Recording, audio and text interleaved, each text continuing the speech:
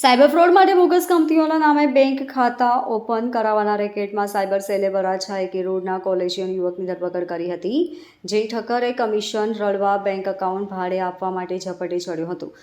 મળતી માહિતી મુજબ વરાછા લજામણી ચોક પાસે મેરેડિયન બિઝનેસ સેન્ટરમાં પહેલા માળે નરેશ ધડુક બોગસ કંપનીઓ ઊભી કરી તે કંપનીઓના નામના કરંટ બેંક એકાઉન્ટો ઓપન કરાવતો હતો, જે બેંક એકાઉન્ટનો સાયબર ફ્રોડના ગુનામાં ઉપયોગ કરાઈ રહ્યો હોવાની બાતમી મળી હતી. સાયબર સેલે અહીં દરોડા પાડી નરેશ ગોકળ ધડુક, અનિલ નાગેશ્વરી ગીરી, કમલેશ વિઠ્ઠલ જોશી, કિશોર છગન સભાયા, પ્રફુલ્લ રાઘવ પટેલ અને રજની કરશન ખૂંટને પકડી પાડ્યા હતા.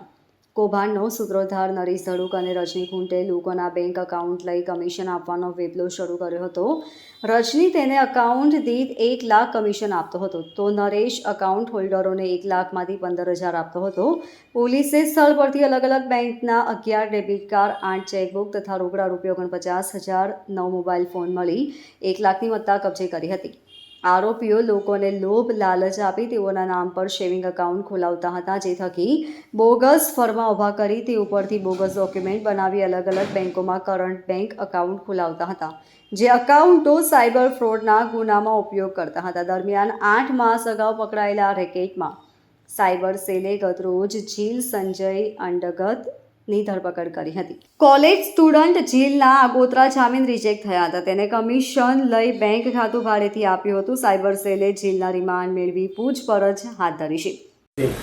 પોલીસ કમિશનર સર, સુરત શહેર દ્વારા સાયબર ક્રાઇમ સેલને સુરત શહેરમાં ચાલતા મ્યુલ એકાઉન્ટ્સના જે ઇલીગલ બિઝનેસ છે એની ઉપર સખત કાર્યવાહી કરવા માટે સૂચના આપવામાં આવેલી હતી, જે અંતર્ગત ગત વર્ષમાં સાયબર ક્રાઇમ સેલ દ્વારા એમબીસી ટાવર મોટા વરાછા લજામણી ચોક પાસે 116 નંબરની ઓફિસમાં બાતમી આધારે રેડ કરવામાં આવી હતી. આ રેડ દરમિયાન 1 લાખ રૂપિયા કેશ ઉપરાંત બેંક કીટને લગતી સામગ્રી, ડેબિટ કાર્ડ, પાસબુક્સ, ચેકબુક જે અલગ અલગ કરંટ બેંક એકાઉન્ટ્સના હતા એ મળી આવેલ હતા. જે આધારે સાયબર ક્રાઇમ સેલ દ્વારા ગુનો નોંધીને જે હાજર ઇસમો હતા એમની ધરપકડ કરવામાં આવી હતી અને ઇન્વેસ્ટિગેશન દરમિયાન અન્ય ઇસમોની પણ ધરપકડ કરવામાં આવી. જે અંતર્ગત કુલ આ ગુનાની અંદર 8 આરોપીઓની ધરપકડ કરવામાં આવેલ હતી, જેમાં નરેશ ધડુક અને રજની ખૂંટ આ જે મુખ્ય સૂત્રધારો છે તે અન્ય પોતાના સાથીદારો સાથે મળીને અલગ અલગ બેંકોમાં ખોટા જે bank account, current bank account છે એ ખોટી દુકાનોને એમ ઊભી કરીને બનાવડાવતા હતા. આ ગુનાની અંદર એક આરોપી જે નરેશ ધડુકના કહેવા પ્રમાણે કામ કરતો હતો અને એકાઉન્ટ્સ પૂરા પાડતો હતો, છતાં તથા નરેશ દ્વારા પૂરા પાડવામાં આવેલ જે એકાઉન્ટ્સ છે એ જ્યાં પહોંચાડવાના હોય તે પહોંચાડવાની વગેરે પ્રવૃત્તિ કરતો હતો એવા આરોપી જીલ ઉનડકટની ધરપકડ સાયબર ક્રાઇમ સેલ દ્વારા કરવામાં આવી છે. સદર આરોપી આ ગુનામાં નાસ્તો ફરતો હતો અને લગભગ અત્યાર સુધીની તપાસમાં 10 થી 11 કરંટ બેંક એકાઉન્ટો તેણે પૂરા પાડ્યા હોય એવું જણાઈ આવ્યું છે. આ બેંક એકાઉન્ટો પૂરા પાડવા માટે તેને 40,000 થી 50,000 રૂપિયા જેટલું કમિશન મળતું હતું.